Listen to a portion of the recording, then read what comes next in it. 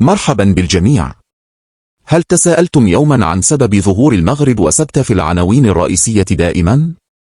ابقوا معنا، لأنني اليوم أتعمق في التاريخ الرائع والوضع الحالي لهذه النقطة الجيوسياسية الساخنة الفريدة.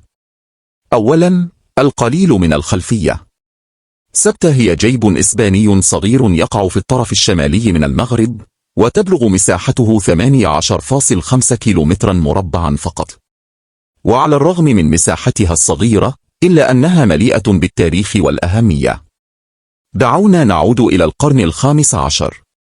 في عام 1415 استولت البرتغال على سبتة من سلطنة المارينيين، لتبدأ قرونا من السيطرة الأوروبية. في نهاية المطاف، في عام 1668 سلمت البرتغال سبتة إلى إسبانيا، وظلت أرضا إسبانية منذ ذلك الحين. سبتة هي بوابة بين أوروبا وإفريقيا، وتقع على بعد 20 كيلومترا فقط عبر مضيق جبل طارق من البر الرئيسي لإسبانيا. جعلها هذا الموقع الاستراتيجي نقطة محورية للتجارة والهجرة، ورغم التوتر السياسي. لقد طالبت المغرب منذ فترة طويلة بسبتة، إلى جانب جيبها الشقيق مليلية، كجزء من أراضيها السيادية. وقد أدى هذا إلى اندلاع توترات دبلوماسية على مر السنين.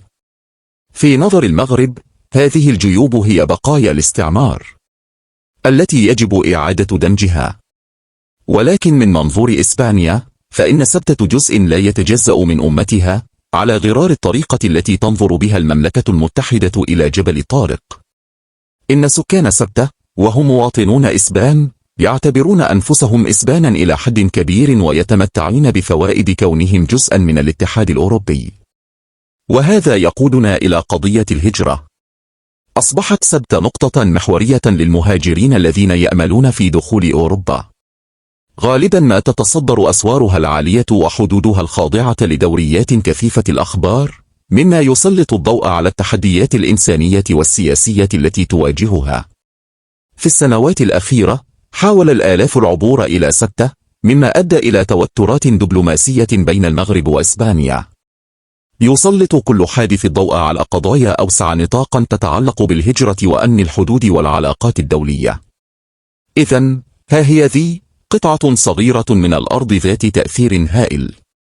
إن تاريخ سبتة هو نموذج مصغر لموضوعات عالمية أكبر: الإرث الاستعماري، والأهمية الاستراتيجية، والتحديات الحديثة. في المرة القادمة التي ترى فيها سبتة في العناوين الرئيسية، ستعرف بالضبط لماذا هذه الجيب الصغير يمثل أهمية كبيرة. شكرا لك على المشاهدة، وإذا استمتعت بهذه الغطسة في التاريخ، فلا تنسى الإعجاب والاشتراك للحصول على المزيد من القصص الرائعة.